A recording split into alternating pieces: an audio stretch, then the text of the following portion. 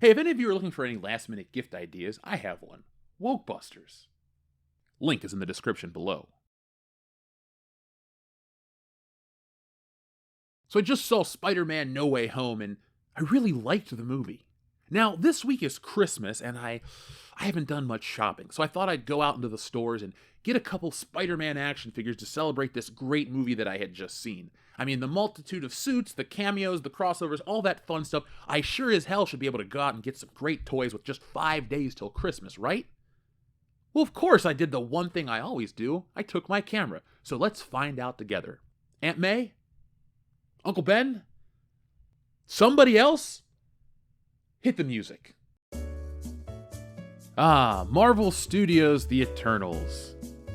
Let's just see what they got here. And it looks like a lot of other crap. So this is just a random end cap for Marvel, but here we go. Spider-Man. So we could get this awesome magical web shooter and this figure in the black and gold suit. Now, for anyone out there that hasn't seen the movie, I'm going to spoil it. Just joking. That suit's on Inside Out. That's the fucking joke. Anyway, this dinosaur looks awesome. 105 centimeters. So you assemble it yourself, and you can even get this giant John Hammond to go with it. Man, he looks happy. But Jurassic Park is pretty much wiped out. Again, this is 5 days till Christmas. Space Jam, He-Man, those are pretty full. There isn't a real Star Wars section anymore. We always talk about the Star Wars section being gone. There are no regular Star Wars action figures this holiday season. That pack is the closest thing you have, and the rest are a bunch of plushies and Baby Yoda, which, that's cool if you're into it, but don't expect any of the main characters. Wrestlers look pretty stock, then again the WWE's in the toilet, but that's not the real interesting story. This is. Welcome back to the Eternals.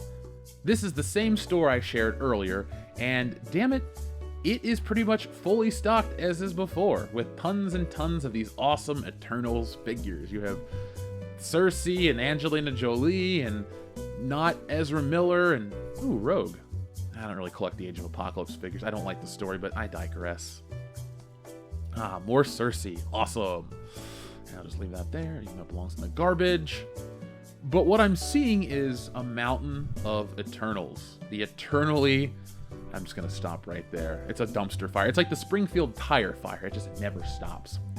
If you've noticed, Agent Mobius has moved quite a few figures, but the Eternals not so much. I was convinced that Agent Mobius would never sell. Well, you see a couple of them, but before we saw, what is it, 16? We kept a count of the Agent Mobiuses. I think we have about 5 left, so yeah, they sold some. Awesome, great. Good for us. Not really. Unless you benefit personally, then why are you watching these videos? Probably because you're seeing your failure in the marketplace. But, there's the big dude. Phastos, awesome. So awesome for Phastos, love it. Now, let's take a look at some of this stuff too. Their power blades, the bad guy, blah, blah, blah. What I'm trying to tell you folks is, it just wasn't successful. The, whatever you want to call it, the diversity marketing, the advertising, the bad trailers, it just didn't entice kids. And now you're left with a holiday season full of Eternals toys, but no Spider-Man whatsoever. I'm looking for Marvel's flagship character. I can't find a single Marvel Legends from the new Spider-Man movie. I wonder when a toy is sold out, what does that actually mean? You see, there are Funko Pops and other random bullshit for this movie out here on store shelves, and the toys exist, they've been out for a while, but no, this store is gone. They're empty. Good old Snake Eyes are good of Transformers, or full of Transformers, excuse me, and the McFarlane DC line is pretty picked over, but Marvel's Eternals is here to stay eternally. Now, even though I didn't see a Star Wars section, I couldn't not film this cute little guy. Baby Yoda in his holiday sweater. Yeah, this was downstairs in Target, and let's take a look at him. This is probably the 9,000th different variant of Baby Yoda, or Grogu for the layperson. It's a nicely designed thing, perfect for those in your life who squee over the cuteness that is Baby Yoda, or Grogu. There you go, little guy. It's just, he's fine. It's just not for me. What isn't for a lot of people is the Eternals. Now, I wanted to show you a dichotomy. On one hand, you have a movie that is forcefully pushed down your throat with an agenda. And folks, it's not too much to say it like that. It was. Kevin Feige, Chloe Zhao, the actors, everyone involved, except I think Richard Madden, maybe him. He's not innocent of anything. Look, He was one of the shittiest characters. His character, when you got too emotional, he flew into the sun and killed himself. That is strength, said no one ever. Spider-Man learned a lot about power, responsibility, loss, giving up the thing he wants most when it is right. That's a hero. The Eternals are a bunch of old-ass people who don't give a shit about humanity, and most of the planet didn't give a shit about the Eternals. But the point I'm trying to make is when you have a naturally organic, popular character, the stuff will fly off the shelves, and people go, I don't care about toys, I care about movies, I care about this stuff. But you know who cares about the toys? Marvel. Merchandise is the litmus test for what is successful. It is the litmus test for what will stick around. You think Rose Tico was going to be featured in The Rise of Skywalker after the mountains of unsold toys we documented here on this channel? Hell no! And where was she in the movie? Barely in it. Why is Captain Marvel 2 rebranded to The Marvels? Many reasons. One, she's not that well liked of a character. You want to keep your brand name in your superhero title so you can be Marvel's Captain Marvel? Awesome. Well, how about the Marvelous Captain Marvel of Marvel's Marvel? Doesn't even add anything to the story. But what it does do is turn some people off. And so when a company sees that their merchandise is clogging the store shelves or not selling, they look at that as an indicator. Not that the fans are racist. No. It's the industry, it's the insider stuff where they look at these numbers and they care. There's a reason why we don't have numbers on how many Spider-Man figures sold or this or that. We don't have concrete numbers. They never release that. They just say brands are up X% or this brand is up 2 or 3%. We never know the numbers. And that's fine, I guess. It's good for the company because it's coverage. They can say the Marvel brand is up 19% this year, but Spider-Man's responsible for all of it. Fuck, Spider-Man's responsible for 25% of the 19% increase, and the rest of the remainder is a loss because of Black Widow and the Eternals. I guess Shang-Chi too, but Shang-Chi's gone from store shelves. I can still find some Black Widow figures hanging out if I really look. Shang-Chi moved, I'm surprised. I'm legitimately surprised that Shang-Chi moved as well as it did, and I'm surprised it was as decent of a film as it was. I thought, again, Simu Liu and the other actors around the film were bringing in some narrative that was stupid, but it made some money. Not that much, though, because in one weekend alone, Spider-Man made more. And I'm going to take a victory lap as a Spider-Man fan, but what I really want to do is talk about the important difference between a successful Marvel movie and a failure of a Marvel movie. And people say, well, Jeff, $300 million is not a failure at all. Well, when the production budget was roughly 2 and you have to make 2.5 times your budget back to be profitable and you still haven't and your next film in your franchise is out, I don't think The Eternals is going to magically make it to $1 billion. They don't care anymore. Marvel has so many movies that come out. If they all just do okay, they're going to be fine because they have the brand, the market saturation, X, Y, and Z. But it doesn't work forever. And I think, folks, we have seen the last of The Eternals at this level. The stuff that's going to sit on store shelves forever, they're never going to make it again. If they do happen to bring back Eternals in another Marvel movie, which makes no sense whatsoever, well, you're going to get no toys this time. Was there a Rise of Skywalker toy line? No, there was not. Today is the anniversary of the Rise of Skywalker. 2 years actually, we'll go back. 2 years ago today, the film was released to underwhelming reviews, underwhelming fan response, and the least successful box office of the sequel trilogy.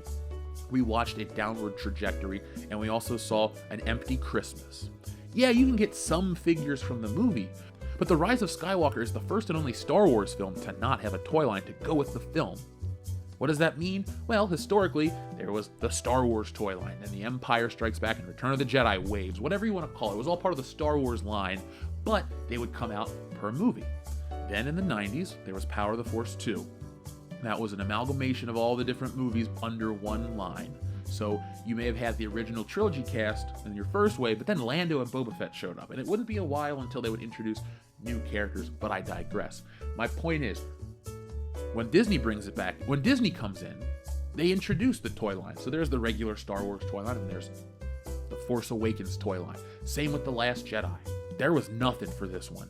You'll get a Holdo figure, but you won't get a Palpatine figure from The Rise of Skywalker. That's saying something. You could actually just reuse an old Palpatine figure, paint the face blue, and sell a bunch. But they didn't even do that. That's how little they gave a shit, because that's how little the audience gave a shit, and that's where we are with the Eternals. That is where we are with all of this, folks. Go out, look at the stuff. If there's an unsold mountain of it weeks after, months after the movie has come out, it's dead. This isn't the 70s. You're not going to sell an empty box anymore. People want it and they want it yesterday. They want to geek out. They want to pre-order everything and they want that shit to arrive the weekend before the movie so they can have all the hype. And then after they see the movie, not give a shit anymore.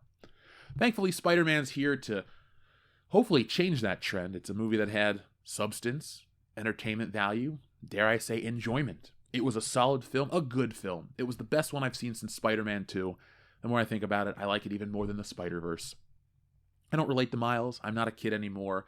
I'm not from that walk of life, even though I look more like Miles than Peter Parker, and I'm told, even as an adult, to like that character. I don't.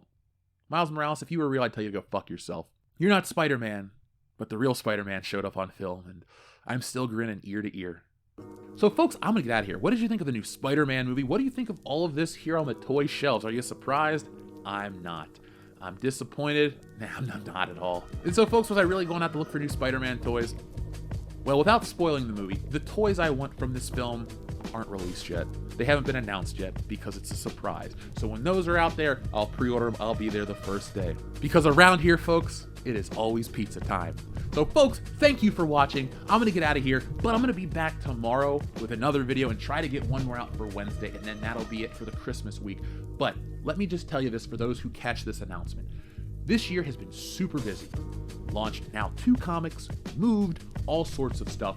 Actually had to go back across the country, bring out my car from Ohio, all sorts of things. But it's been hectic, but we've been here. But 2022, we're gonna be here a lot more.